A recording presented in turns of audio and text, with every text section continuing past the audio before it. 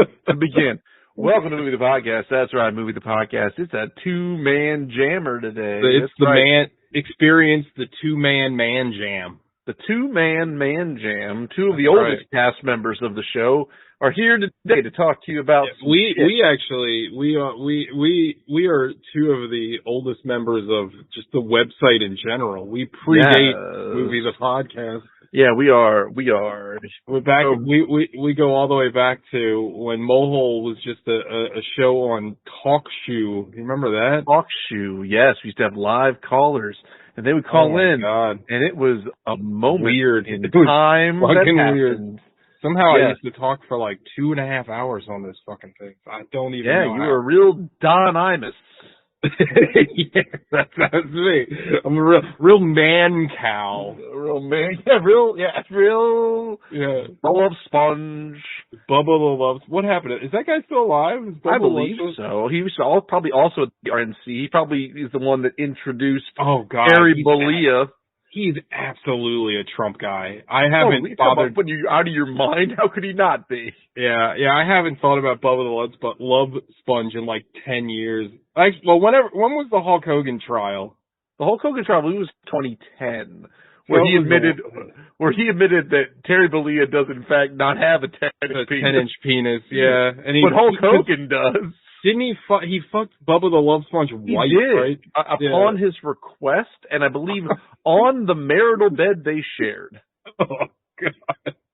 Yeah, but now a lot has happened since then. So now we've had an assassination attempt on President Trump, and Joe Biden woke up one morning and realized he don't want to do this no more. So now, thank God, thank God.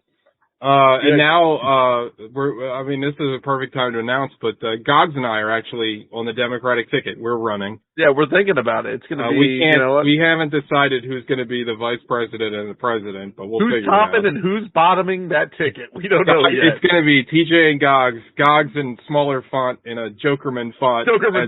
Smaller font. The vice president. This president. Best boy. That's a good Tim and Harry sketch. It's a classic. The presidential sketch. Yeah. Yes, Queen. Anyway, so this week just to let you guys know, we were going to review Map to the Stars. To the Stars, right? Yeah, I keep saying the stars. It's to the stars. But that excuse me. That's Sean's pick, and Sean couldn't make the show this week. And a little bit of inside baseball. I kind of hate doing the show when we do the show and it's the person's pick and they're not on the show. He needs to be part of this. This was also, we want to make him suffer because he can't get away from watching. Map to the Stars is fucking horrible. It might be one of the worst things watched, and that's not hyperbole. That is like no, it's really fucking bad. And genuine. I'm kind of dreading talking about it, to be honest. Anyway, so yeah. So Sean couldn't be a part of the show. Alec is on vacation. So we decided to punt. Gogs and I went to the movies yesterday, and we're going to do a rare, if you've seen the title of the episode, you already know what we're doing. But we're doing a rare in the theaters now. Suck each other off. Yeah, hell yeah. We're going to do a current movie as our review. We're reviewing Oz Perkins' Long Legs. So yeah, that's the feature presentation this week. Which I'm excited to talk about because you and I let me ask you a question, guys. Sure. I feel like, pre-movie the podcast days, we would watch a film and we would have like pretty lengthy discussions about the film. But do you feel, because I feel this way, do you feel that you purposely reserve things you're going to say because of the show? Because I do. I feel like I genuinely do.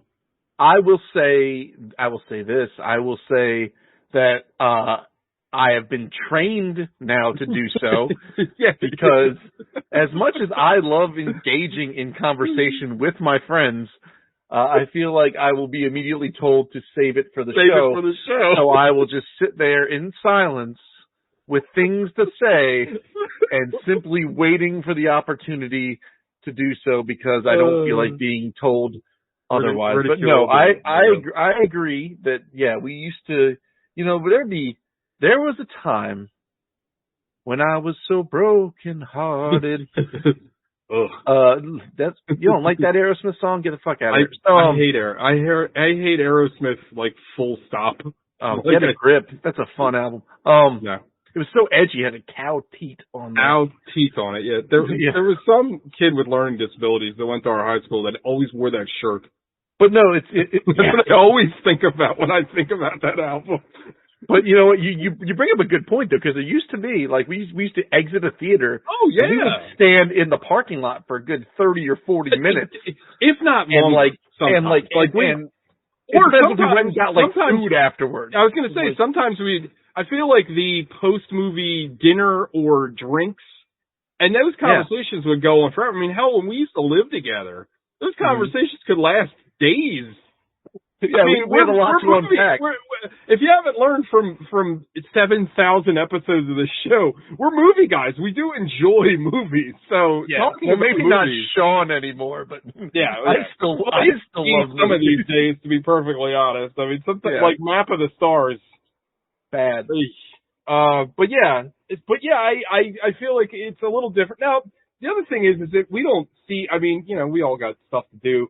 We don't see as many movies together as we used to. I feel like we always used to go to the movies together. You and I. Like life's gotten in the way, and then there's COVID, and COVID put a damper on it for a minute there, and now I remember it's not just sitting here bullshitting and reminiscing. I'm trying to remember what's the first movie I went back. I think I want to say it was a Spider-Man, one of the Tom Holland Spider-Mans. Was my first foray back into the theater. Theater. Like, I have a good one, which I've said on the show, but you probably don't remember. What is that? the movie that got me out of my house for COVID was Spiral from the Book of Saul.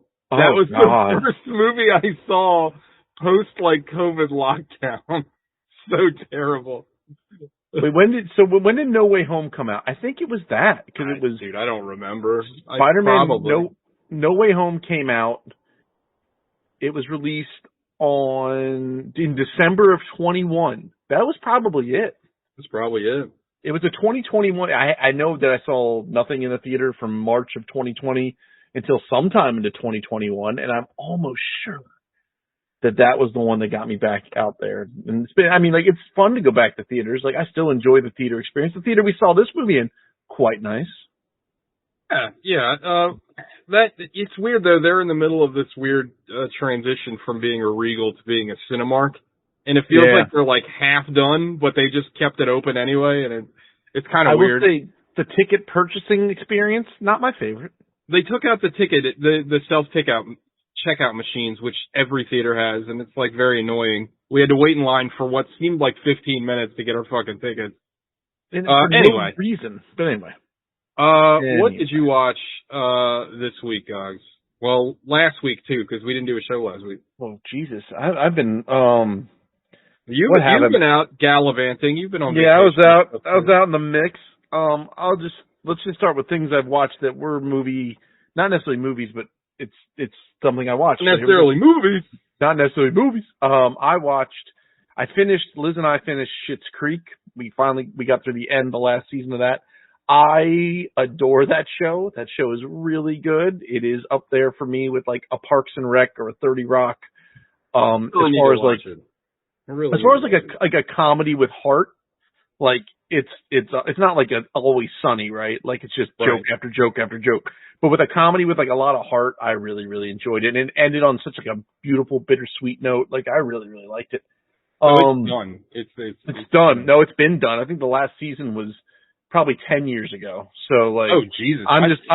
The way people talk about it, I thought it was a current show. I didn't know that. No, I think it's just had such staying power. Yeah, obviously. Everyone. Oh no, never mind. Its last season was 2020, so it ended. It's not. It's that's still not like last year. It was a while ago. No, it's I think it may have had a little bit of a resurgence when it came to Hulu, and then everyone was watching it through COVID, and its since just keep going. I watched. Oh, I did. I got to pull up my Shudder. I was watching. Oh, I know what I watched. Ooh. I know what I watched. That's exciting. No, it's not. It's not exciting at all. Despite your warnings and waving me off of doing so. What'd you watch? I watched, what's the fucking movie about the yellow brick road? Oh, you watched it's called Yellow Brick Road. Yellow Bricked Road. Yeah, that movie sucks. That movie is not good. Now I know I brought it up. And you're a wild card when it comes to reading, because you are, I would say, deceptively well read. You do read quite a bit. But have you read House of Leaves? I have not read House of Leaves. But you were talking about this on the show, right? It's a book that's incomprehensible to It's so fucking weird. But people have brought up, the reason I even watched Yellow Brick Road in the first place is because people kept saying, it's the closest we're ever going to get to a House of Leaves movie. And after watching it, I totally disagree. There's elements that are similar, but it's not anywhere near.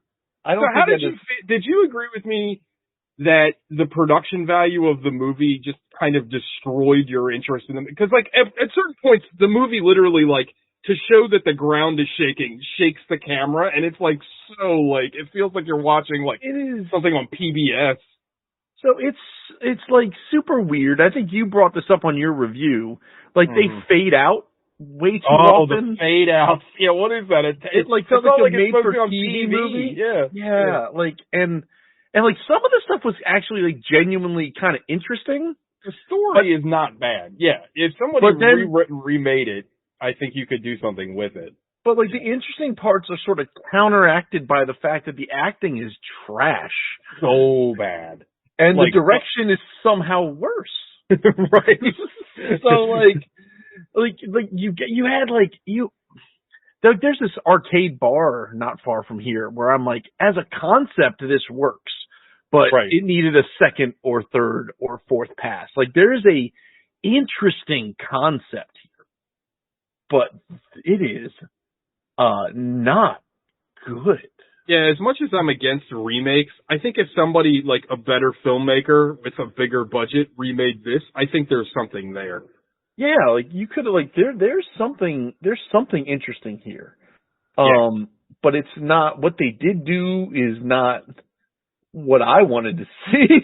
So yeah, I hated it. I'm with you on that. I did not care for it at all. I think what was the most frustrating thing is I was there could be something cool here, and you're pooching it. There could have been something neat here, and you blew it. I love it. You blew it. So there's that. I also but a coffee pot.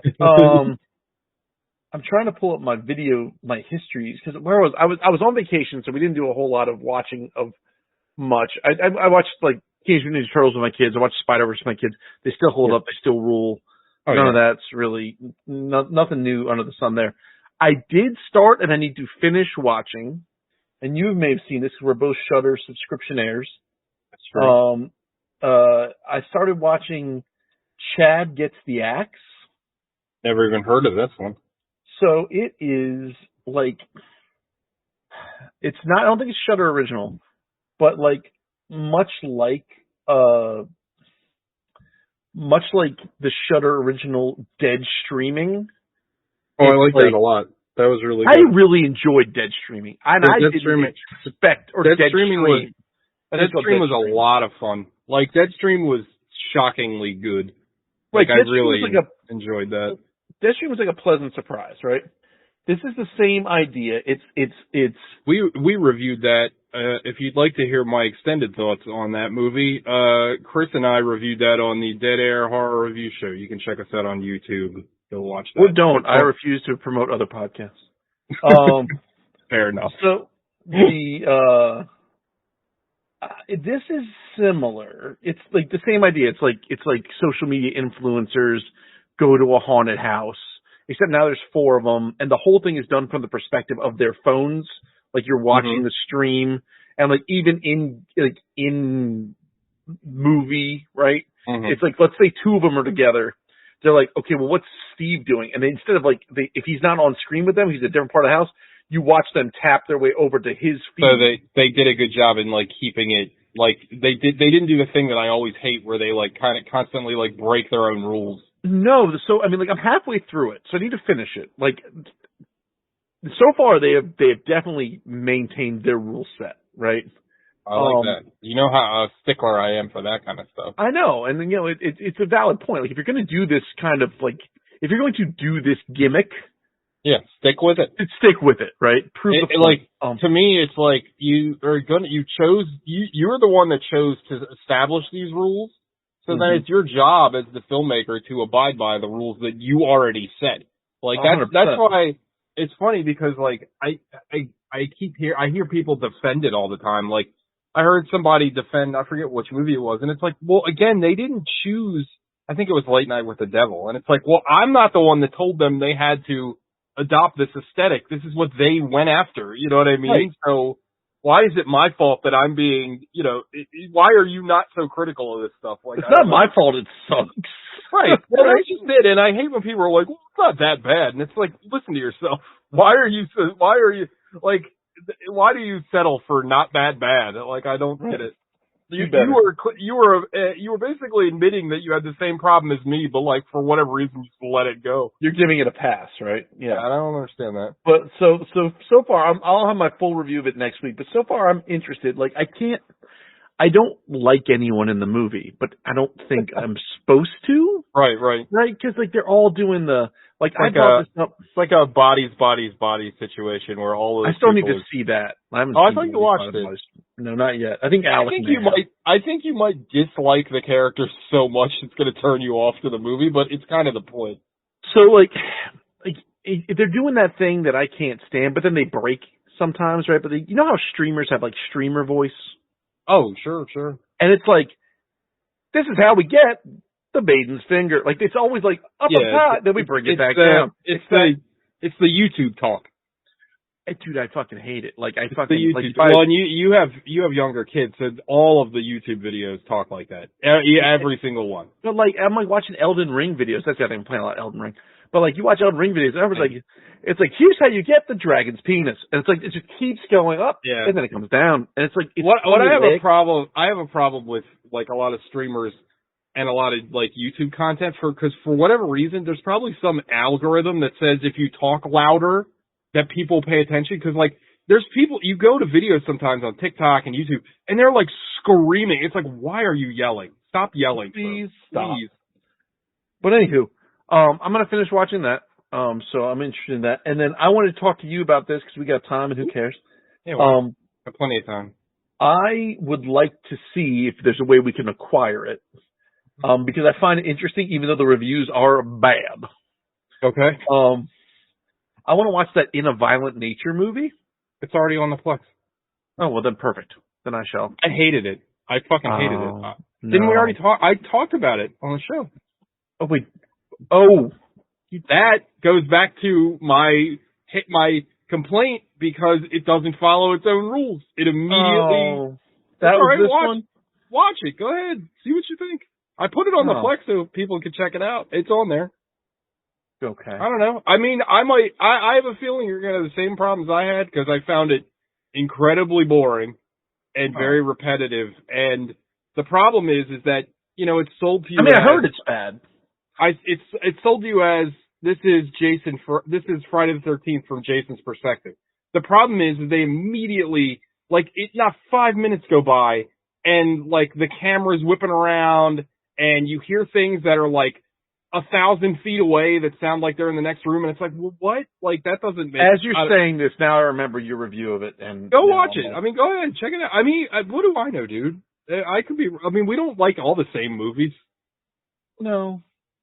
I mean, you might like it. The movie does have its defenders. In fact, what's kind of funny is my TikTok review of that movie, I made a guy so mad that he reverted to saying after like 5 comments, he's like, I'm not listening to some guy with pink hair anyway.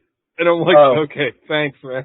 He lost the argument that bad. It took you like 5 fucking comments. Also, like, I don't argue with people's opinions on movies. Like, it's whatever. I don't really care. But like, he was like, he's like, this movie, he was calling me a hipster basically, and he's like, this movie is universally praised, and I was like, 40% on Rotten Tomatoes is you're really stretching the definition of universal praise, but okay.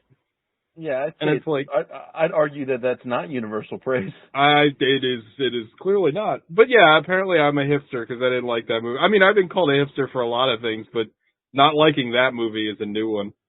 That's a fresh one. It's a fresh take. All right. Well, anyways, but I don't know. Watch it. I'm interested. I'd be interested to see what you think about it.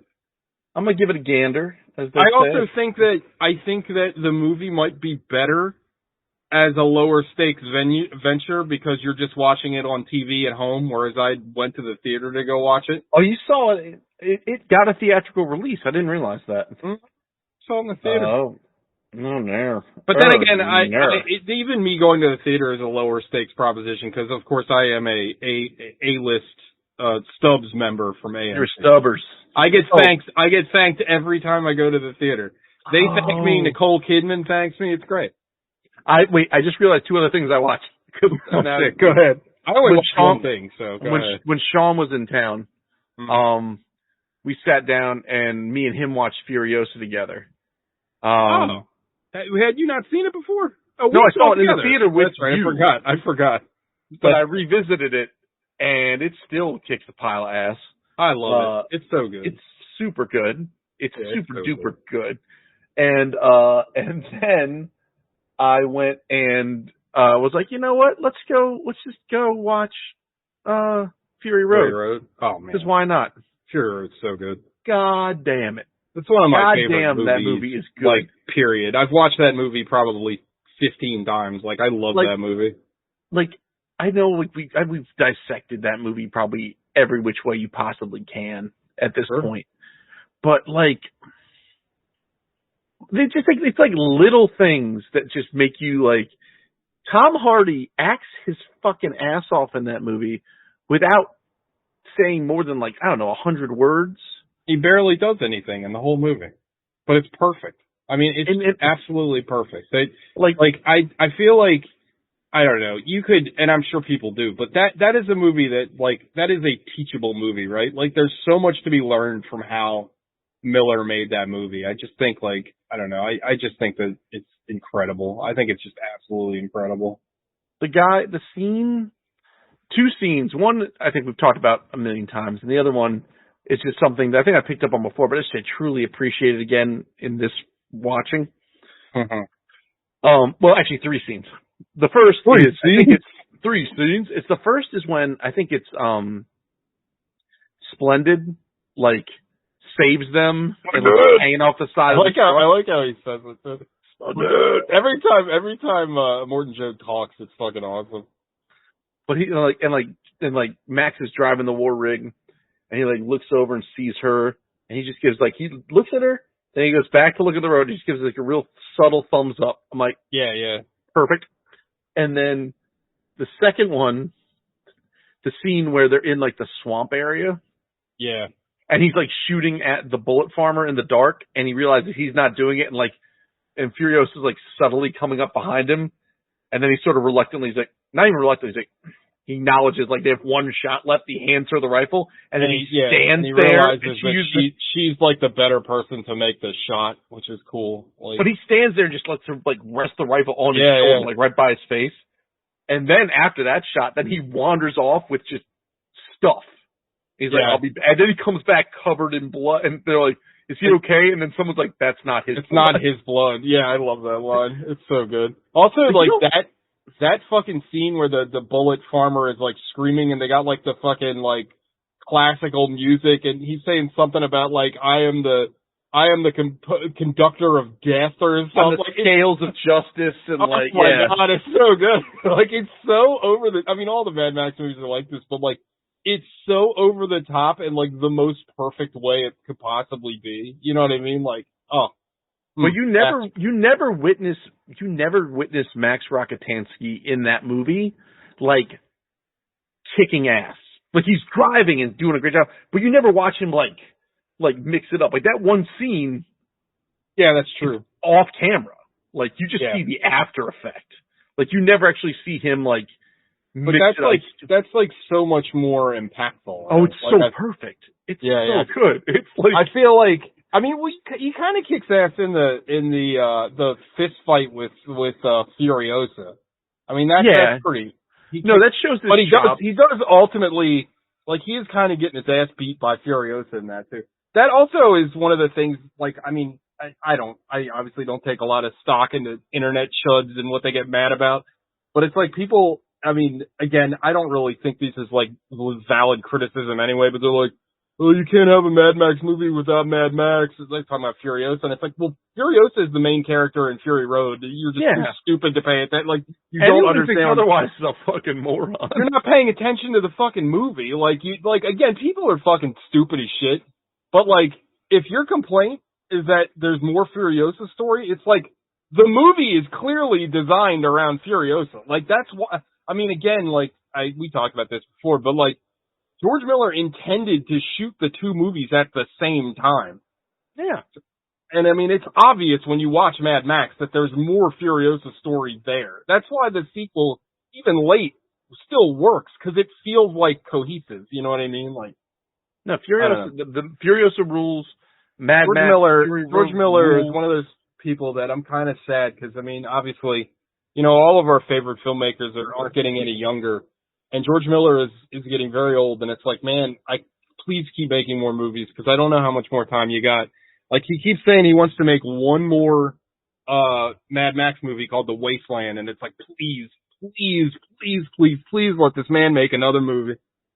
Like, you can't.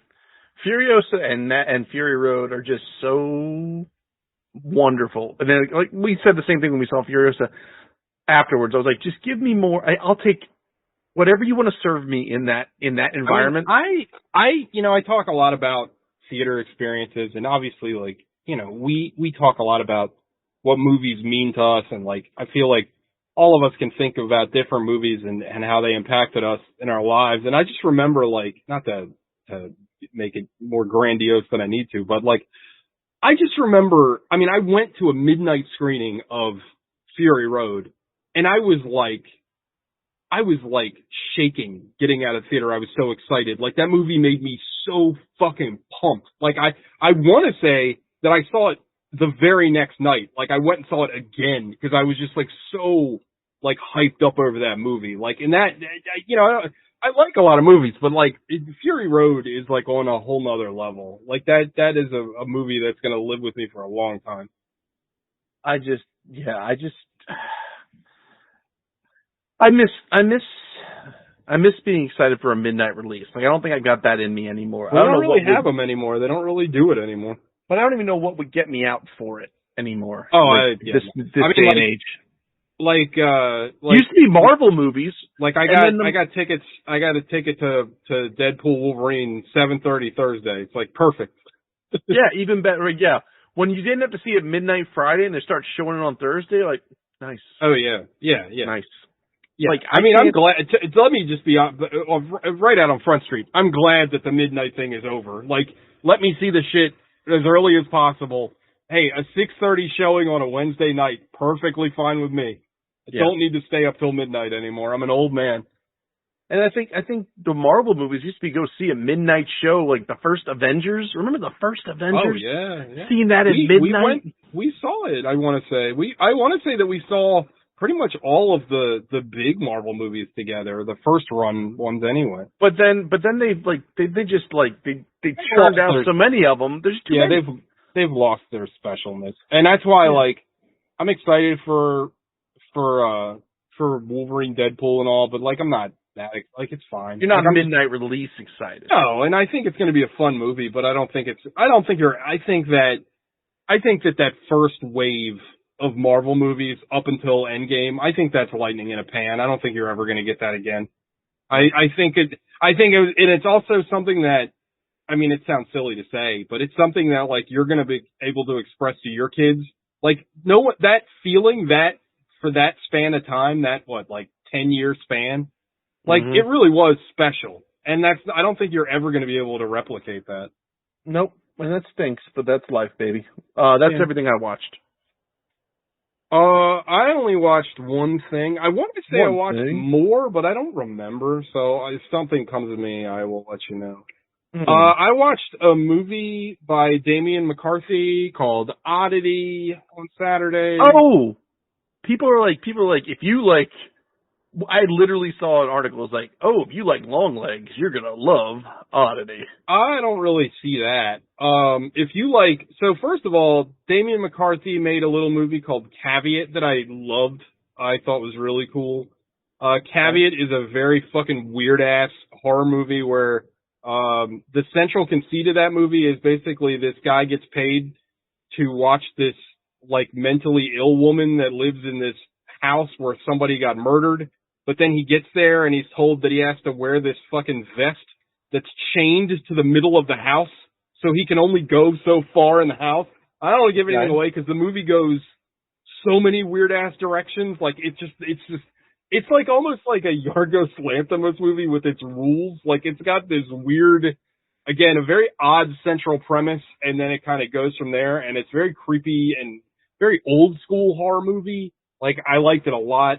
And then, so this is his second film, Oddity, and Oddity is also a very weird, creepy, kind of gothic movie with a very strange central premise, and I thought it was really good. I felt like the way that the movie is structured, it kind of took a little punch out of the ending for me. Cause like, so first of all, from the trailer shows this creepy looking guy that lets this woman into he's like knocks on this woman's door and he's like, she's like, why are you here? And he looks fucking crazy. And he's like, there's somebody in the house. You gotta let me in so I can help you. Or whatever, and then it like cuts to like 20 years later or whatever it is, and there's the sister who's a twin sister, and she's trying to investigate the murder of her sister and what happened. So from the trailer, you would assume this is going to be like a ghost story, murder mystery kind of thing. Okay. And well, again, I am dancing around the movie because I'm not spoiling it, but it's not that really. It's almost like this weird supernatural revenge movie. Like, it's not really a murder mystery because the mystery is kind of laid out, like, very fast. And I thought it was interesting. I thought it was different. I love the atmosphere. I love the house. The house that it's almost a bottle movie. The house that this movie takes place in is fucking creepy as shit. And there's a lot of really great cinematography just in the house. And the house is almost like a character of itself.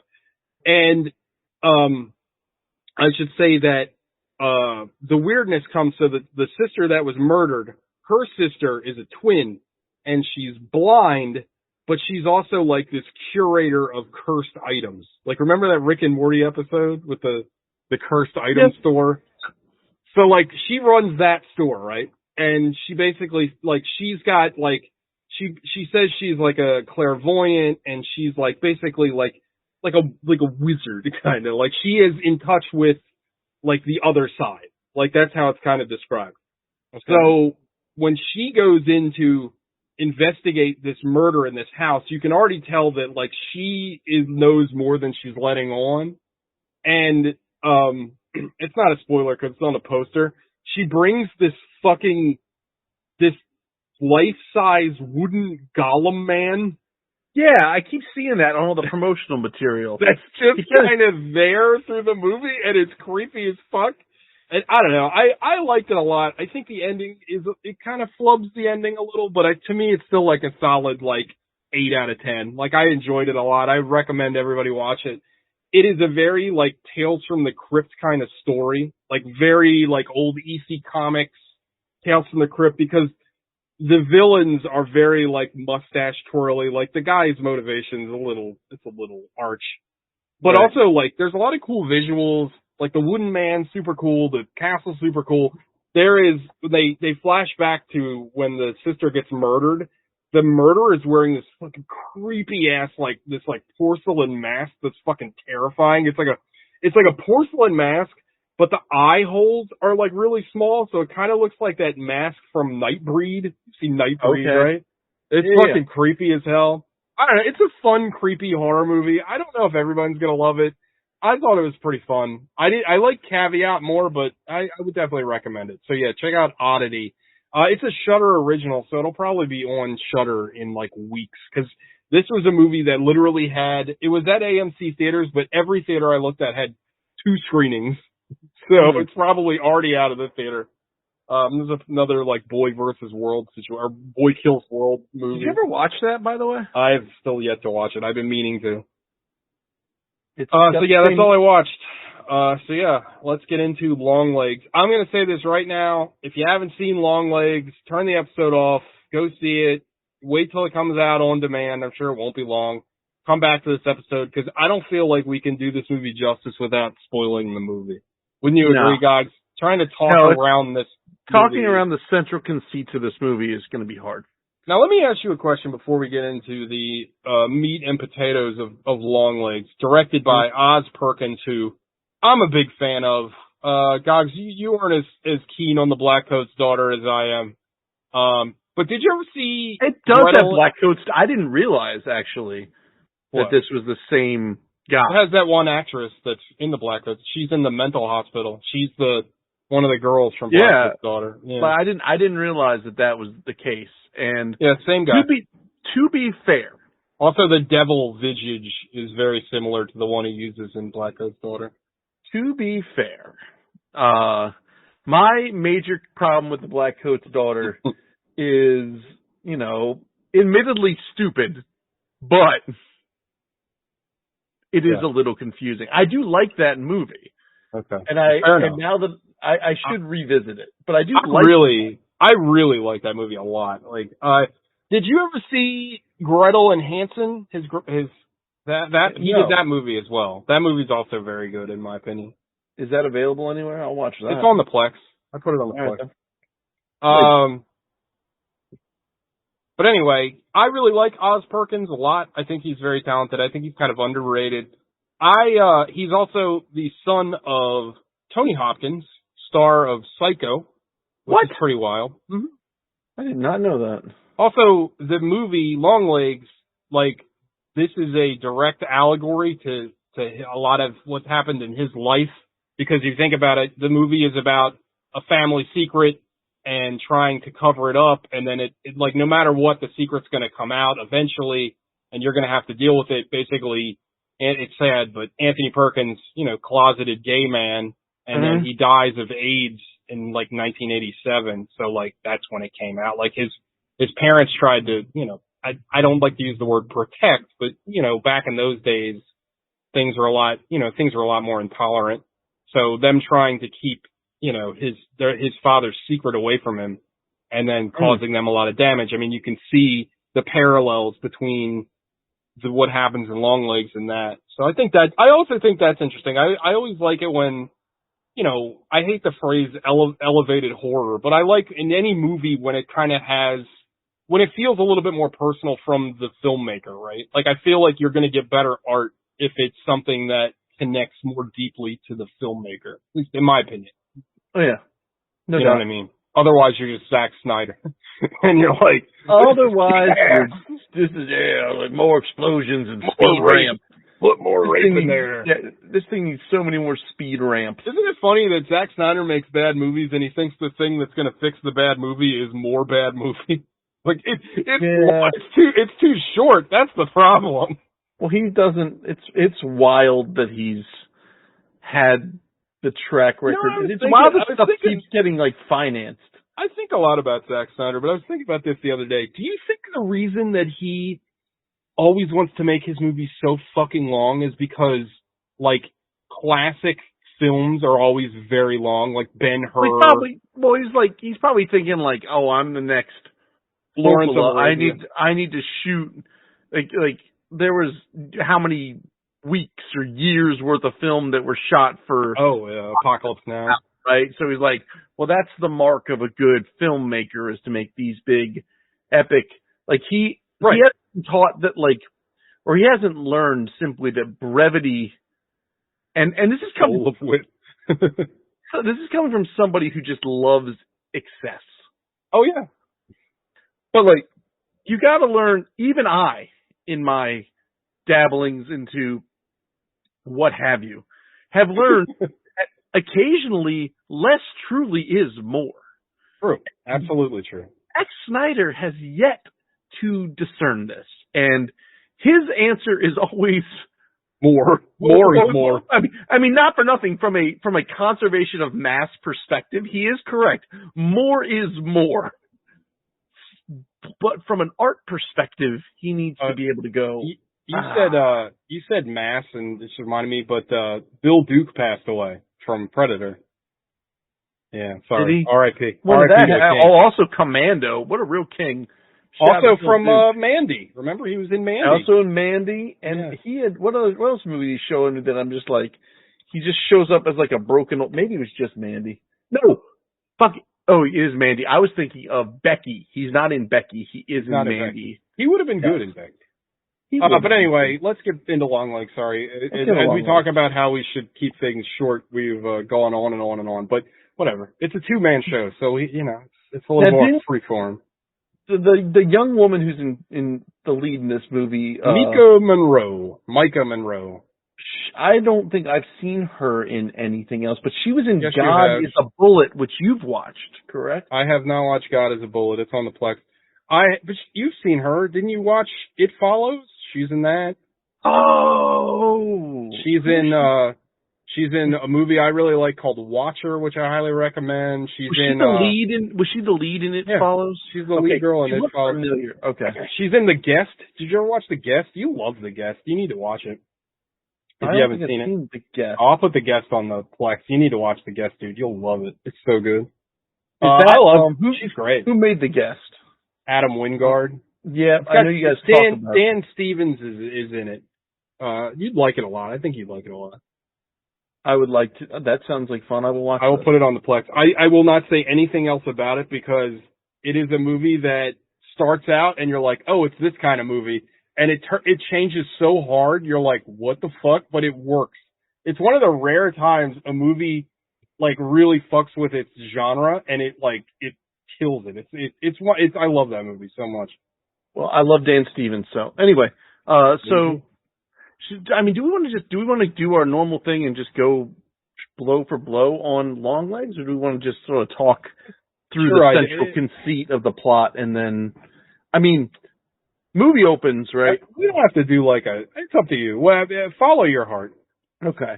So the movie opens, and they do this throughout the movie, which I thought was, I really enjoyed. I thought it was very cool. Mm-hmm. Whenever they do a flashback, the aspect ratio of the film changes. I love that. An old 8mm square. I thought that was super cool. And I also love in the very beginning of the movie, the very first sequence of the movie, it's in that aspect ratio. And I meant sorry, we were rambling today, but I meant to ask you, and this ties into what I'm talking about. What was your familiarity with the promotional material for this movie before you got into watching it? Because I have been following this movie intently for over a year now. Last week when you were like, hey, you should see Longlegs, that is when I was like, what? And then I watched the trailer and I was like, oh, this trailer looks bananas. And then I was like, yeah, we can go see it. And then when you said you wanted to see it again, I was like, oh, it must be good. Because TJ wants to see it a second time. So I guess were you aware that they were purposely you should look it up on YouTube if you get a chance. But there's so many great the marketing for this movie is, regardless of what you think about the movie, this movie hands down has had the best marketing I've ever seen for a film in my entire life. So there is a really cool they were trying to basically obscure what Nicolas Cage looks like. He's not in any of the promo material. Some of his voice I didn't know he was in the movie until someone until I told him I was going to see it, and someone said Nick Cage. I was like, Nick Cage. Look this up on YouTube. There is a promo that they put out where they're like, this is Micah Monroe's resting heart rate, which is I forget what it is, 89 or something like that. I can't remember. Just name a number. I can't remember. Yeah. But then they're like, this is her heart rate when she first saw Nicolas Cage in the Longlegs makeup, and it's in the interrogation scene. But in the fucking trailer or the commercial, they black out they put a big black bar, like in like a true crime thing, over his face so you can't see it. But then they have a microphone on her fucking heart, and you can hear her heart. I'm like, this is genius. They put a fucking billboard out, right? They put a billboard out that doesn't even have the fucking Longlegs name on it. It just has a phone number, and if you call it, it's Nick Cage. That's like, here's the birthday girl. Like, come on, it's so good. They have a website that's talking about the birthday murders, and it's all the murders that they talk about in the movie, but it's actually like what do you call it? Like crime. It's all like crime scene photos and like the files and like all of Longlegs' notes, like all his ciphers or whatever. All this shit's just out there on the internet, and I loved it. And I thought, as someone that has been like, I have been so invested in, and also like, Gogs, look up if you can. I'm looking at the birthday murders. I'm looking at birthaymurders.net right now. Dude, it's so awesome. Dude, I remember when movies used to do this. This is brilliant. I know. It's great. It's very, so anyway, you don't have to look it up because it's in the movie. But you remember the 911 call in the movie where you hear the father and he's like, it's my daughter, but it's not really my daughter. And it's like, it's best to do it when she's sleeping. So the first trailer for Longlegs, the very first thing they released is that voiceover with a picture of this family, a static image of the family, and then it just cuts. No name, no date, nothing. My point is that I have been invested, like the marketing has been so good, and I was so invested in the fucking movie just based on the marketing that I thought that them showing Longlegs' face for like 2 seconds in the very beginning of the movie was fucking genius, because we have been waiting and waiting and waiting to see what he looks like. And then you see him, and it's like, it's so good. Like, I thought that opening scene is one of the creepiest fucking scenes I've ever, like, I just felt, the whole movie, full stop, I think is a masterclass in making you feel uncomfortable. I felt uncomfortable through that whole fucking movie. Like, even after watching it the second time, I just feel uneasy, and it's like one of those movies where I got anxiety, even though I know what's going to happen.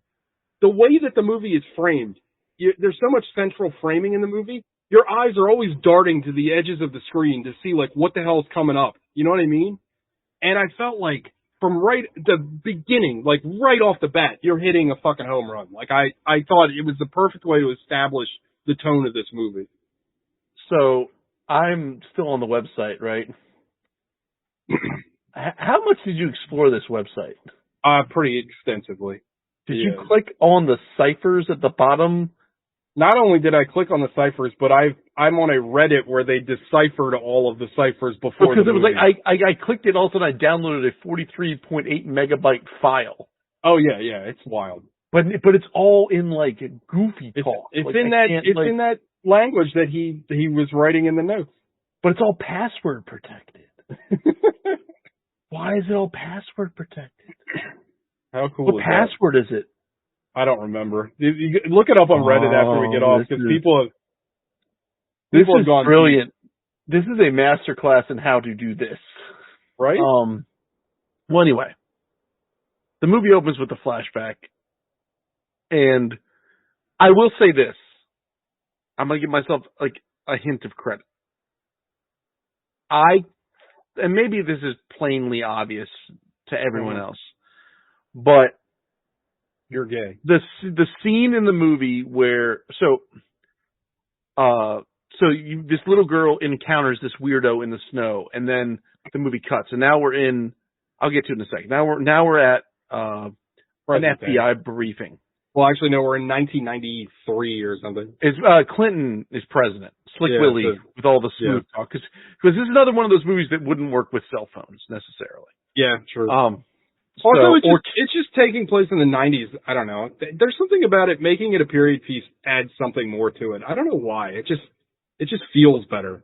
And you know, it's grittier, it feels like. It's heavier. Like, this is going to sound like a real weird conceit, but at some point they get out of like I think it's like a Ford Thunderbird or something, or Mercury Grand Marquis, and they open up the door, and the chime for just hearing the chime of you left the keys in the car, And I was like, I haven't heard that in decades. Like, we old. Anywho, we old. So we're at this briefing, and the guy's like, this dude's like, hey, you know, we're gonna do this. No one's gonna be happy about it, but we're gonna canvass this neighborhood, street by street, door by door. We're gonna find this guy. Blah blah blah. Here's who we're looking for. Yada yada yada. Right. And then I thought, I initially thought, I was like, oh, they're looking for this Longlegs guy. Right. Like, this is who they're clearly trying to, like, this is going right. We're going right for it. No, that's basically a cold open, more or less. Yeah. So our Clarice Starling, played by Makia Monroe. Micah Monroe. Micah Monroe, excuse me. She, also the guy Blair Underwood, he's a storied actor. He's been in a lot. Oh, that guy's been in a ton of stuff, yeah. He's great in this movie, too. I thought he did a really he's tremendous in this movie. She's on patrol with this other guy, and they're in, like, this nondescript, tract home, like, straight out of the 90s. All the houses look the same. They're all a stone's throw apart. And they're like, all right, I'm going to start. This dude's like, all right, I'll knock on doors. You wait in the car. Like, whatever, let's do this thing. And then she kind of springs up, and she's like, he's in there. And he's like, how the hell do you know that? She just knows. And he's like, okay, well. She's like, we should call him backup. He's like, I'm not calling him backup for a hunch. Like, I'm just knock on they walk up the front door. Dude bangs on the door, says FBI, and then gets his brains blown open. Yeah, he gets brained immediately. And then this is sort of a brilliant choice.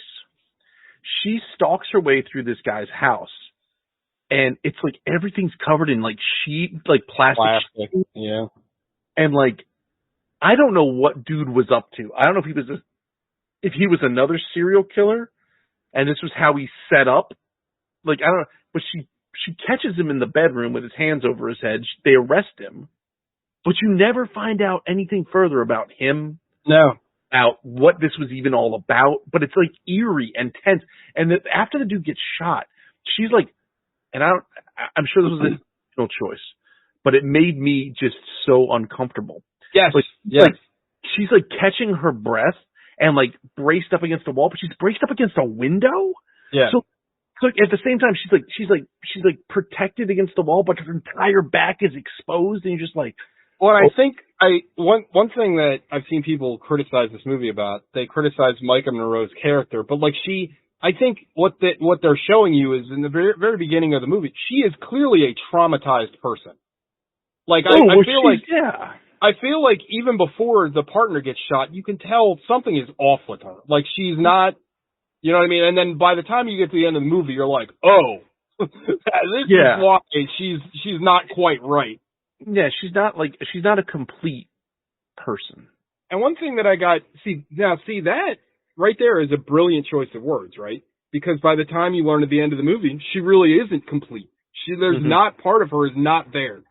And I think that's brilliant. And I think a lot of people are missing that in the film when they critique the film, because I've seen people, I made a TikTok about it. A lot of people are like, well, her character lacks definition. I'm like, I think it's all there. I think you're just choosing not to see it, or you're not paying enough attention. Like, Micah Monroe's like kind of weird traumatized autism is intentional. Like that is an intentional choice. She is not, you know what I mean? It's not just she's a bad actress. Like that is fleshing out that character. So. Yeah, she is lacking exactly. So anyway, this happens, and then word comes round, I guess, that she just figured out where this dude was, and so she gets put into like some sort of Voight-Kampf or whatever. I was trying to remember what the words were from Blade Runner, where they're doing the word association. Very similar scene though, and also like something that I watched on YouTube that pointed it out, like her using the word like mother and father is kind of ominous in this case. That's again something you don't pick up on first viewing, but second viewing you're like, oh, okay, it's kind of interesting. But yeah, I that scene is very weird, and I loved it because I'm like, it's very odd. Like I remember like I was like, what the fuck is going on? And then them explaining that it's some kind of like psychic aptitude test. I'm like, okay, I'm in. Yeah. So they figure out like she.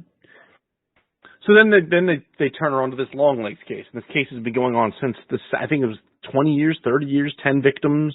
Yeah, it was like whatever it was. The 70s, I think, right? Something Right. like that. And it's unsolved. It doesn't make any sense. Well, obviously it's unsolved, but like there's no physical evidence tying who. It looks like a string of murder-suicides, but it's all connected by this script or this cipher, or these words that are like these letters that are found, kind of like Sam, whatever, Or like Zodiac, like the Zodiac. Zodiac, yeah. I was going to say Summer of Sam. I almost said Serious Sam. Shout out to Serious Sam. Serious Sam, good games. So, like, there's this weird cipher in all these things, and there's this connecting thread, and then they're driving around, and like the Blair Underwood's like said something about, and it's like, well, you got 8 right on the random number guessing thing, and she's like, well, I got 8 wrong too. He goes, well, half a psychic's better than no psychic, and I'm like, all right. I did like that line. Yeah, that's a good line. So he turns her loose on this case, and she starts connecting we don't have to get into all the ins and outs, but like she starts connecting. No. She finds the connecting thread here, and it's all about birthdays and Satan worship and it's like numerology, and then like the movie's broken into 3 parts. So the first part's this bit, and then she gets like invited to this part I didn't like. The time that the movie takes place in is actually a lot more compressed than I think it's I actually realized. Again, something that you're going to pay more attention to on a second viewing, but they like hammer home the dates. Like it's something I didn't pick up on my first viewing either, but then watching it this time, I'm like, oh, like it's like pretty much. Yeah. The whole movie takes place in what, like 3 days, 4 days? 3 days, if that. Yeah, it's very quick. Because Blair Underwood's daughter invites her to her birthday party, which I thought the daughter said was tomorrow, but maybe it was like 3 days from now, whatever. I don't know if she says the exact date, but yeah, it's a couple of days. Like everything happens very fast. Like this movie definitely takes place like within a week. Like, yeah. So then you find out like about all these. One of the connecting threads with all of these things is they all had daughters.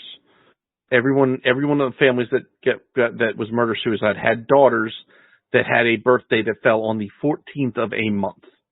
I thought it was it's the 14th, right? It's the 14th. It was within like six or. Oh, but it's always within 6 days. The murders happen within 6 days of the 14th. Right. And then she Also, we find out that our main character, Lee Harker, her birthday falls on that day as 14th. Well. Right. Yeah. So this is the part, right?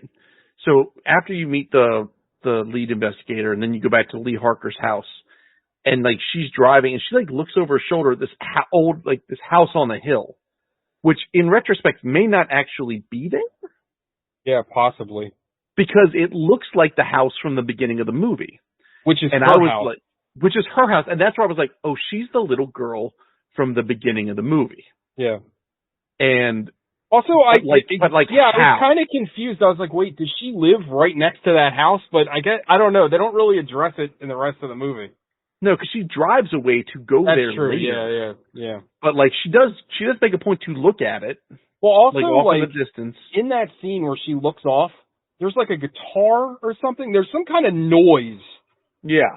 And I thought it was a guitar. It's hard to tell. I was trying to pay more attention this time to figure out what it was, but I still don't know. But I did notice, and I'm skipping ahead a lot, but in the background in Longlegs' like apartment, lack of a better term, he does have a guitar. So I don't know if that was that or what. I don't know. It's hard to say. Well, anyways, that's at the point where I was like, oh, I think she's the little girl from the beginning. Yeah. And then. Maybe you're supposed to figure that out, but I did. That's what I'm calling it. So then I kind of guessed it, but I didn't know. Yeah. So then she goes back into her house and she's figuring stuff out. And she calls her mom, and her mom's very cryptic and weird. And the mom is great. I feel like the mom kind of steals the show with this movie. Is the mom? That's Alicia Witt. She was the little baby in David Lynch's Dune. She's been in a bunch of stuff. She was in. She was in Twin Peaks. She's been in a bunch of stuff. Okay, I thought she was great in this.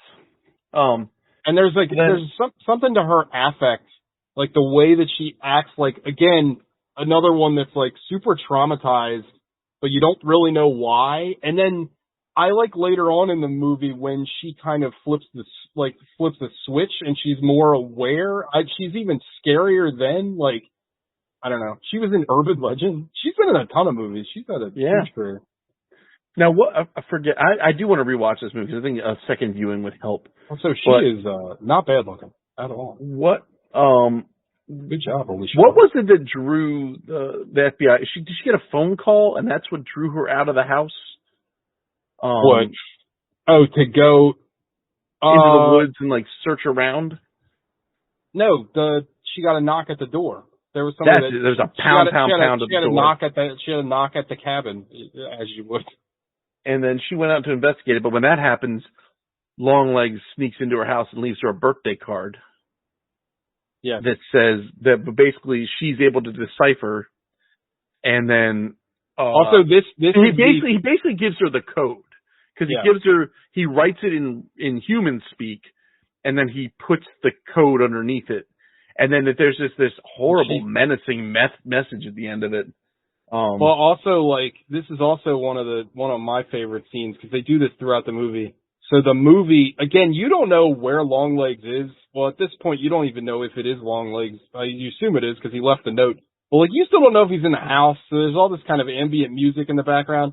And then she's on the phone. And for a brief second, there's this fucking black figure behind her that goes away and there's a lot of that. Love it. Yeah. I love that kind of stuff. And it's the devil. Yeah. So then. This movie renewed my love of Satan. Oh, good. He needed that. I found my smile. Yeah. He felt underappreciated. With my copy of Anton LaVey's The Devil's Notebook right here. There you are. We were all 17 once. It's a terrible book. Don't read it. It's awful. Well, anyway, so she starts deciphering the codes and figuring this thing out and look, here's the deal. Here's the deal. Longlegs is Rush Limbaugh. So now, I think this is also part one. Then part two starts up. Yes. And then you actually get to see Longlegs on his own, kind of going to he goes to a hardware store. He's driving in his car. Well, you learn that he goes to that hardware store to get doll parts. I assume. Yeah. And he's just being a weirdo. Well, I guess did they find the doll first? No, they haven't found it. Did they find the doll? I can't remember. I don't think you find the doll until the second part. Right. So then you get to see Longlegs in his element. He's fucking bizarre. It's Nick Cage just eating scenery, right? So then, she deciphered all the letters and it's X marks the spot at the Carson home or whatever. Yeah, and you're right. Yeah. And they kind of figure out, okay, there's X's, they find whatever, he's toying with them, right? It's very Silence of the Lambs-y in a lot of ways. This is also where you find out that the father is the father in all the families is the one that takes out the rest of the family. They do all the killing. Yeah. And you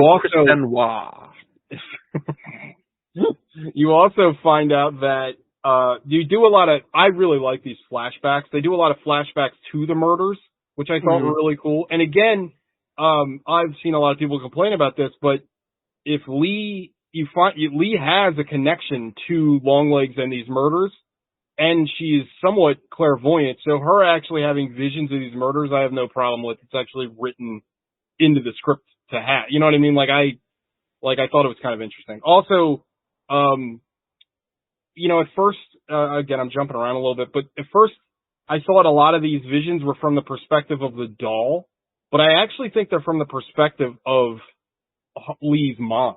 I don't think they're from the doll. I think they're from the mom. You're right, because she's bearing witness. Well, some of them are from the doll. Some of them, but I think a lot of them, the majority of them, are from Lee's mom. There was at least one where there's an unveiling, and that had to have been from the doll's perspective. Well, sure, right? Yeah, right. But anyway, so they find this weird doll in this barn. And this doll is this beautiful porcelain doll. It's human size. And inside it is a weird metal sphere that's hollow, but it emits radio frequencies or something. Cause they held up something to it. I don't know what. And it starts picking up static and noise. And what does the guy at the evidence lab say? He said, I heard it say something. He said he thought he heard it say his ex-wife's name. Yeah. And again, I think that's interesting because they don't ever describe, his relationship with his ex-wife, but if the devil is in all this stuff, like maybe it's putting bad thoughts in his head about his ex-wife. Like that's kind of an interesting little thing there. Right, like this thing, like what the hell is all this about? And then you find out that, so just to cut to the chase, you find out he makes these dolls. Oh, you know what's crazy? I keep going, because I literally just put something together that I never really thought about until just now. But it's going to relate to what you talk about in a minute, so I'll say it then. So you find out that, like, you make these dolls, and these dolls, there's some connection between these dolls and the murder. It's like, so what is this about? Like, what does this doll represent? What does it do? And they're like, listen, we're coming up on, for this pattern to work, to close the loop, we need to have a death. The birthday may be the 14th, but the death needs to happen on the 13th. Like, it doesn't mean they're going to die on the break. So how do we link all this up? And then she goes and visits her mom. Her mom's a hoarder. Well, no, the FBI agent, this is the part where Blair Underwood's like, your mom called in oh wait, did they go to the mental institution first? I think you're. Oh, that's right, because they find out there was only ever one survivor of one of these things, and the girl's in like complete catatonia at this mental institution. But the second, they figured out, okay, we're going to go to the farm first, then we're going to go visit this catatonic chick. They find this doll, and then the next day, the same day, the instant when they found the doll, this girl snaps out of her catatonic. No, incorrect. She didn't come out of her catatonic state until, so they get to the mental institution, but there was a visitor before them who you can extrapolate was Longlegs. That's when she came out of her catatonic state. And the thing that I never really thought of is that the reason she comes out of her catatonic state, and because Longlegs still has control over her because they never destroyed the brain in that doll. Mm-hmm. So that's why, remember, like, not too long from this scene, the Harker is told that she kills the mental patient, kills herself. Throws herself off, yeah. But that's because she's still under control of the devil or Longlegs or whatever. See, I thought that I thought it was like sort of like them finding the doll, like set off an alarm bell. No. That simultaneously woke the girl up, and then he visited her once that happened. See, I took it more as she didn't wake up until Longlegs got there. Also, this scene is kind of funny because they're like, the FBI agents are like, who was there? And it's Lee Harker's name. And then she's like, does your guy check IDs? And the guy's like, well, that is a good ID. That's a good idea, but no. And like the girl from the mental institution, like she's like crazy and threatening and kind of evil. Scene, by the way. Apparently, her whole monologue was written by her, the actress, the day of the shoot. Oh, wow. And I thought she did a great job. She is also in Blackcoat's Daughter. She's an actress in that as well. So, and forgive me, what sent Lee to her mother after that? Did the girl say something of fact? Did the girl drop some breadcrumb? After they leave there, you have a scene with Parker and the Blair Underwood character, whose name eludes me right now. And I guess he is grilling her because he's like, there's something you're not telling us because we dug some dirt on your mom and your mom called in a 911 call on this day or whatever, and you need to go back and talk to your mom, and that's why she goes back. All right, a strange man. And we also found out your birthday's on the 14th because she had not volunteered that. Right. So then she goes home and she finds out, she digs through her old personal possessions, and then they do it through a series of flashbacks or whatever. But in the first scene when she walks out to greet whoever this person is, she has an old Polaroid instant camera around her neck. And she flips through some Polaroids and she finds a picture of Longlegs. And then that starts a manhunt. And then the manhunt, and the way they do the manhunt is brilliant because they just cut right to the chase. And they just, like, he's at a bus stop and he just gets surrounded by police. So now there's a couple of interrogation scenes that are dope, and I won't do them justice by explaining them. Oh, so good. Like it's like some of the best parts of the movie, in my opinion. Just it's VHS tape of Nick Cage just being Nick Cage, and then she's like, "Let me go talk to him." About that scene, extra creepy about that scene is something again I didn't pick up on. He looks directly at at Blair Underwood, and he's like, "You'll be there," and Mike Monroe will be there. Like he again, like the cool thing about this movie, one of the cool things about this movie, I think, is that everything is orchestrated. Like everything that we watch in this movie is planned out, is well in advance, and I think that's one of the things that I think is cool about it. But like the fact that like Longlegs knows, like kind of beyond, he has like perception beyond perception. I think that shit's fucking dope as shit. Like it makes it even creepier. Yeah. So,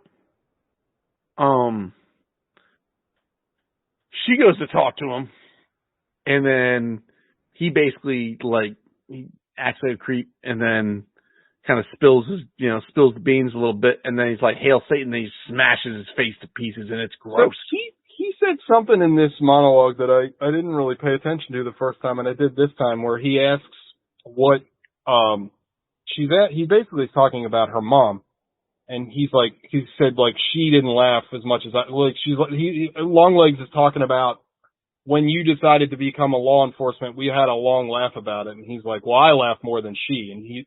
And then Harker's like, well, who's she? And he says the seventh she, the she that had the same choice as all the others.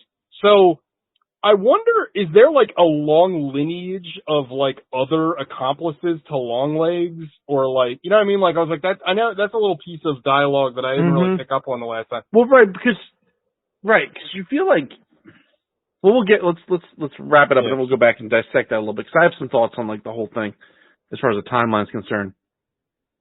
And then she comes to realization her mom's in on it, and she goes and sees her mom. Well, you missed the Longlegs. Oh, the central conceit. Yeah. Longlegs smashes. But Longlegs himself. Like Micah Monroe's like, well, you're done. You're gonna rot in jail for a long time. Your work is finished. And he's like, well, no, I'm not. He's like, my work is done, but I'm going to be a little bit of everywhere. Yeah. So like again, part of his plan, and he literally takes his face and smashes his face against the table till he dies. And at one point, like, so we haven't really gotten into how Longlegs looks, but he looks like this weird Michael Jackson faced kind of guy. And at one point, like, I thought it was such a great prosthetic effect, but his like nose, his like fake nose, literally like caves off. It's like so disgusting. Oh, it's gross. And then you just see like his like nose cavity. It's so nasty. Then you find out, right? She goes to see her mom at this point. The FBI, Blair Underwood is pissed because he feels like they just fucked up. And Blair Underwood still doesn't think he doesn't think there's anything supernatural going on. He doesn't believe it. He doesn't think there's an accomplice, blah, blah, blah, blah, blah. And to him, we just lost the entire case. Like, he's dead. Those people died for nothing. So then this other FBI agent is like, I'm going to go see your mother with you. Like, after you've seen that, somebody needs to be with you. And of course, as soon as that woman showed up in the scene, I was like, oh, she's fodder. Like, I saw that coming a mile away, but that's just old horror movie stuff right there. So anyway, go ahead. They go to see her mom. And then, so the woman, she goes to find her mom. The other FBI agent gets blown away by her mom, who's dressed up like a nun. In a great fucking scene. Like, so you know how I said earlier how there's a lot of central framing and it makes your eyes kind of dart around the screen?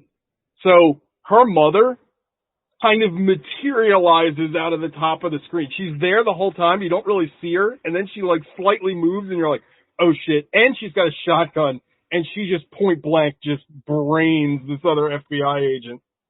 Also, I don't know if we've mentioned it, but previously when Harker goes back to her childhood home, there's a door that she can't get to. There's like a cockroach comes out of it, but she can't get into it. She tries to, but then her mother in the other room like distracts her and she has to go away from it. So that door plays very huge here in a couple of minutes. Right. So then, is this when does the whole central conceit of Longlegs he shows up, he presented her with a choice, like instead of killing her daughter. Basically here, what happens is the FBI agent gets shot. Then Micah Monroe goes to confront her mother. Her mother has the doll of Harker, little girl Harker, out pointing the shotgun at her.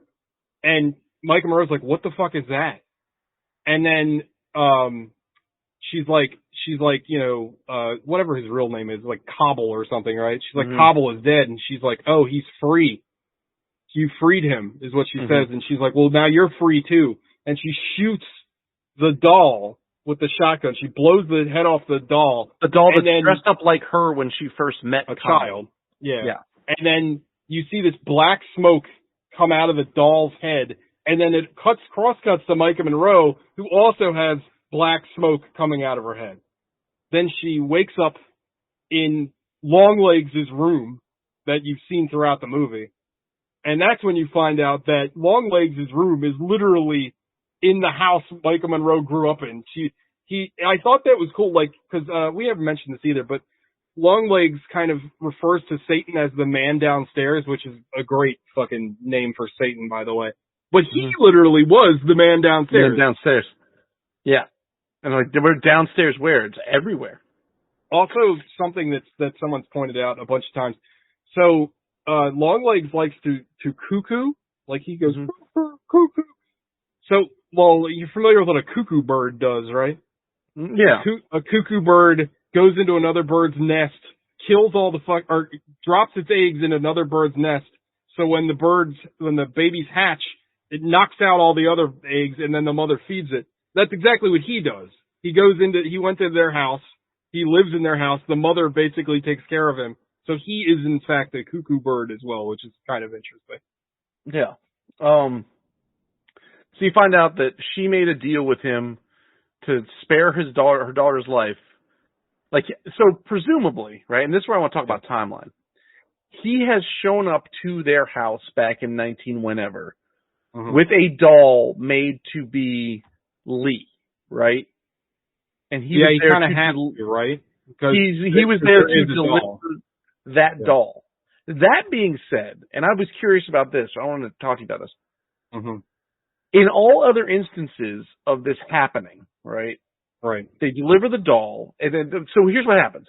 They make a doll, they put some sort of either essence of the child, or Satan, or Longlegs, or some amalgam into like this sphere, right? It becomes this it's important to remember there's a scene early in the movie that you might have missed because it's very quick, but Lee's mom keeps everything.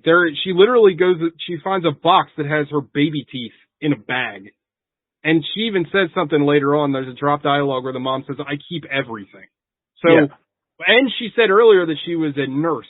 So I think you can maybe extrapolate. Maybe she had access to these other families' kids before, and maybe their personal affects or hair, maybe, possibly. Oh. Well, so then this doll becomes like a conduit for Satan to come in and corrupt the family. Yeah. And then the father will kill everybody, then kill themselves, and then that's part of the ritual, right? Yeah. When Longlegs shows up to their house, there's no dad in play. Yes. You think that threw off his plan some? That's an interesting idea. Yeah, maybe. So also he's this is the only family where, like, you see Longlegs, like, physically manhandle, Harker's mom. So maybe that changed the whole trajectory of what the murders were. Maybe he was actually carrying out the murders himself before. I don't know. It's hard to say. Or maybe he was witnessing the murders. Because the other thing I'd like to bring up is that there's that scene where Longlegs is just in the car and he's screaming. He's like, Mom! Like, I feel like he's in a weird way, he's probably in the same position that the mother's in, where he was a regular person at some point. And I think he's made this deal and now he's forced to witness all this. Right. So maybe you're right. Maybe he was the guy, he was like the mom, where he was just like setting up the murders and witnessing them at some point, and it just broken his brain. Because the mom's brain is broken. The other thing that I want to bring up, and some people have brought this up, and I don't necessarily agree with it, but I think it's an interesting theory. So there's the theory is that these people that help Satan are actually embodying like demons, right? Because in the very beginning of the movie, Longlegs says, I put my long legs on. So maybe they're saying that the demon is like basically taking on this form of this person. Because also later on in the movie, and again, this is spoiling it a little bit, whatever. When the mom gets shot at the very end of the movie, Harker calls her mom, and she goes, "Don't call me that." Or something like, so maybe that's not even like them something anymore. else was Maybe there, right? maybe like their humanity goes away and they're not really them anymore. It's like something that they like, kind of like a mask that they wear. I don't know. It's an interesting thought. I kind of like the more grounded, like they've kind of just gone insane, lost their humanity in the way. I don't like the full on like demon possession thing. I think it's a little cheap. I think so when he was saying I put my long legs on, I thought that was just a way for him to be like, oh, I'm a big adult, I'm up tall, I can't get down your level because I'm wearing my long legs. Right. And then he squats down, it's horrifying, right? So that is true. That could be that as well. So, and he's always dealing with children, so like. I was also pointing out that Longlegs, the actual name Longlegs, has like no meaning. Oz Perkins just liked the sound of it. He thought it sounded creepy, and does. He said it sounded creepy. It sounded like something that would be in the 70s. I'm like, yeah, that makes sense. So then you find out about all this, like that the mom has been doing this work for this guy and delivering these dolls and bearing witness to these murders to complete this ritual, and we're one away from being done. Again, this is to go back to way back to what I was saying.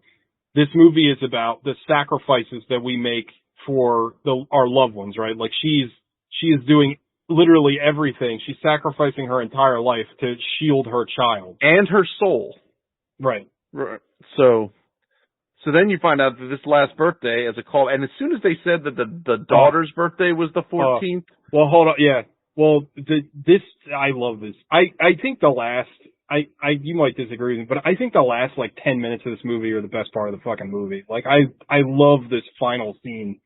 So Harker again wakes up in Longlegs' fucking doll factory in the basement, but then there's a phone ringing, and then it's this voice that says, "You're late to the birthday party." It sounds a lot less like Macho Man Randy Savage in the movie. Mm-hmm.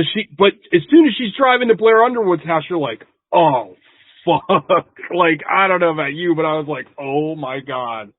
Yeah. And this scene is so good. Oh my god, I love this scene so much. So Blair Underwood and his wife meet Harker, and she's freaked out. She's already got her gun drawn. And she's like, is everything okay? And they're acting like nothing is wrong. Everything is fine. Nothing is wrong. She goes into the living room. The little girl is next to the fucking doll. You're like, oh, and her mom is sitting right there. You're like, oh my god. And it's just so it's so tense. And like, it's got this like false veneer of everything being okay, but like there's this simmering, like you just know there's this sinister. I loved the part where, the wife is like, she like cracks. She's like smiling, but you can tell there's like part of her that's like trying to break out. Oh, I love that shit. And like Blair Underwood is completely, he's already sold. Like he's literally like, yeah, I gotta cut the fucking cake. And the wife is like, we'll be right back. And he's like, I'll be right back. You'll still be in the kitchen. Yeah. And then the mother's like, the woman's already dead. The child has to be next. And you're like, oh my god, it's so good. It's like, And so Blair Underwood kills his wife. He comes out. Lee Harker kills her mom and then kills Blair Underwood. And then she can't bring herself to destroy the doll? No, she shoots. She tries. It clicks. It clicks repeatedly and it won't go. Now, I mean, I did the math. She should have had plenty of bullets. No, she didn't fire the gun that many times. I don't know if it's... I don't know if she kind of like stares at it in disbelief. Yeah, I don't know if it's like Satan's magic or whatever, but like, yeah, she can't destroy the doll.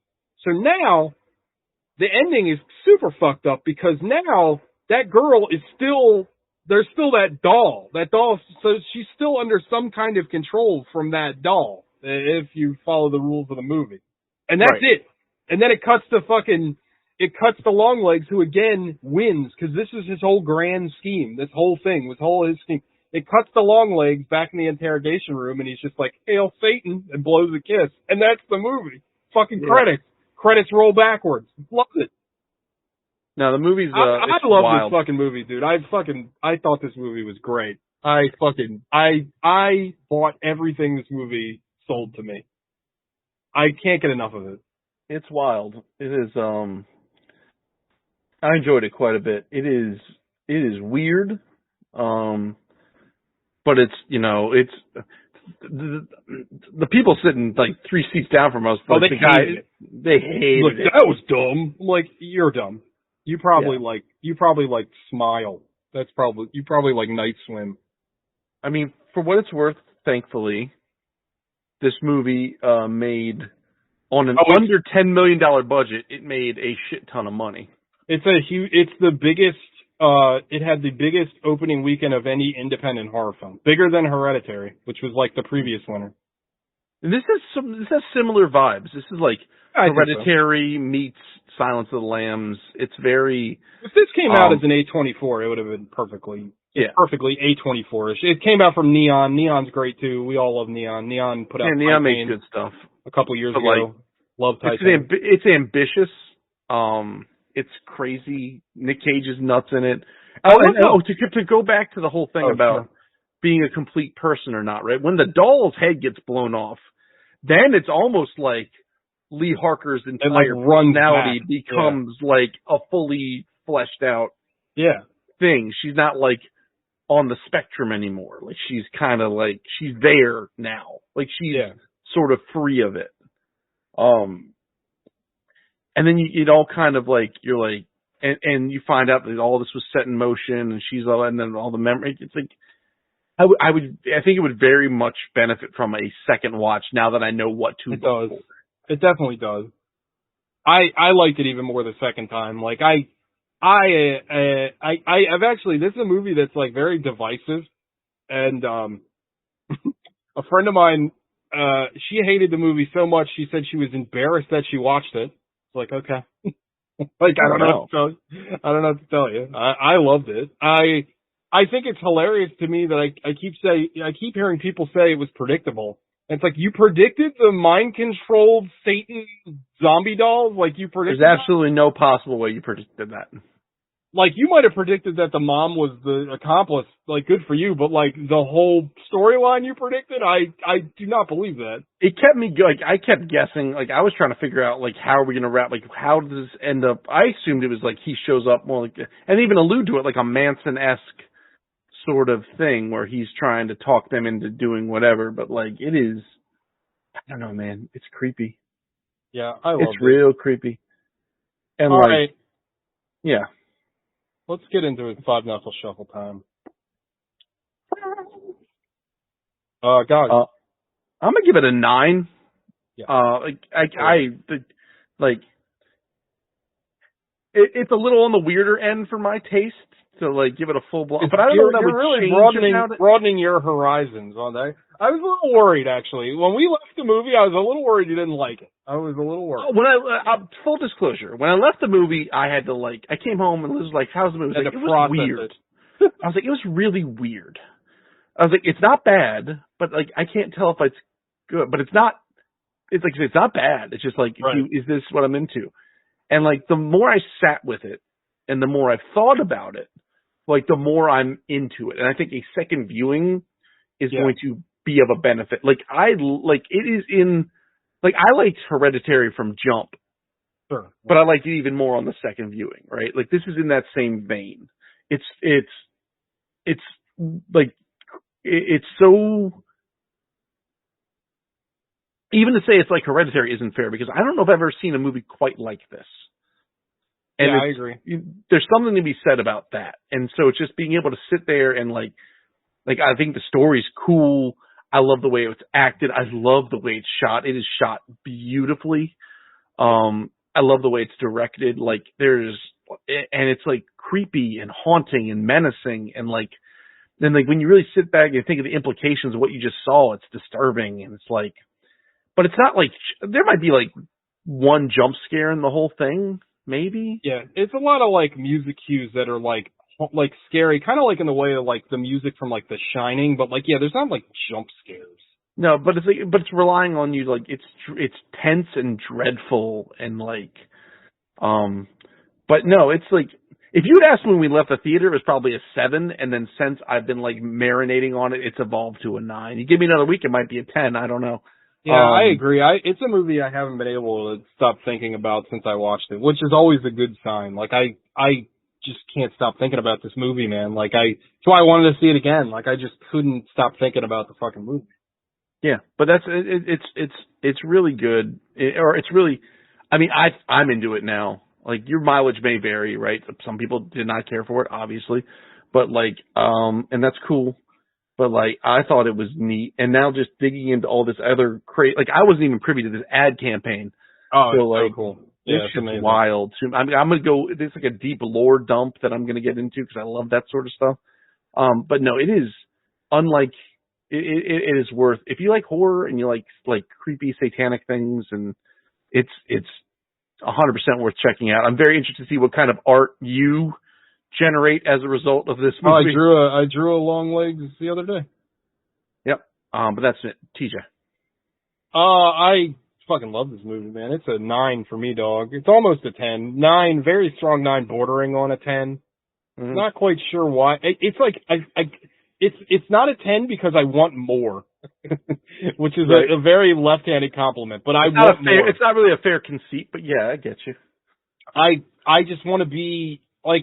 I think it's a great movie, and like I just kind of want to be in this world some more, and I know it's probably it shouldn't happen, like there shouldn't be a sequel or anything. But no, there should not be a sequel. I just want this world. I want this movie to be another half an hour longer because I just liked it so much. Like I want more flashbacks of the murders. I want like more Longlegs really, like because he's kind of not in the movie that much if you really think about it. Somebody's gonna pitch a prequel.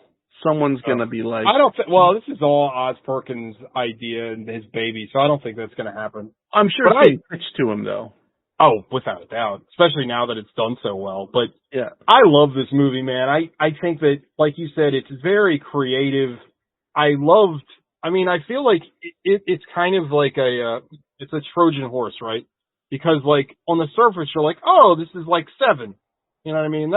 That's how you get the normies in the door. Like, oh, this is like 7. This is like Silence of the Lambs. And then it's like, oh, it is not. It is not at all. Like, just from the beginning with his weird use of T-Rex throughout this whole movie, which is odd. And just like, a lot of the choices that he made are just very interesting and weird. I loved when this movie chooses to be violent or gory, it is absolutely disgusting. There is a shot that I just love to death where everything is from the perspective of you looking through this door, and the father, he kills the priest, and you just see like the axe fly and then the blood fly in the other direction. Or like that scene ends with the mother who's like obsessed with the doll or the nurse, whoever it is, or the nun, whoever it is there. Mm-hmm. But it's in your perspective. And then the father comes up and like hacks her in the back. Like, oh, so good. It's so good. It's just horrific, and the imagery is horrific. I loved, it's kind of understated, but I loved the scenes where you see Parker's mom, like in the aftermath of these murders, and she's just covered in blood, and she's like throwing up, but she's in the nun outfit, and it's very evocative, and like, I don't know, man. I loved it so much. I love the tension in this movie. I even liked how when Parker is talking to her mom on the phone, those conversations are like very tense and unnerving, and it's just static and the very quiet voices, but you feel like there's something in between the noise. I don't know how to describe it, but I felt like this movie always made you feel like there's something on the periphery that you're not observing. Yeah. And I thought that was brilliant. I love this movie to death. This is definitely going to end up in the top 10. I can't see how it won't, but I thought this movie is fucking incredible. I can't wait to watch it again. I can't wait till this shows up on streaming. I'm sure it won't be too long because again, no. Neon. Well, then the appetite for horror movies, and the appetite for movies in general seems to be it seems like you get 2 weeks maybe, unless you're a bona fide hit. The second your sales start dropping off, they're already looking at streaming revenue and to get you out there as soon as possible. This one is doing very well, so I don't know, we'll see. But I loved it. I really did. I thought it was great. I can't say enough good things about it. It's one of those movies, and again, people can think whatever they want. It's one of those movies where if I generally agree with your opinion on movies, I'm shocked that you don't like this movie. Like, I don't really understand, but I mean, whatever. It is what it is. But I personally loved it, and yeah, this gets a big thumbs up from me. So, and you. Yeah, no, it's you got a twofer. It's a certified good ass movie, technically speaking, with our 100%. limited show. All right. Well, next week we get to watch Map to the Stars. I mean, I already watched it, thank God, but like, I might have to watch it again because I've watched it. I refuse. 2 weeks I ago absolutely now. fucking refuse. Like, it is.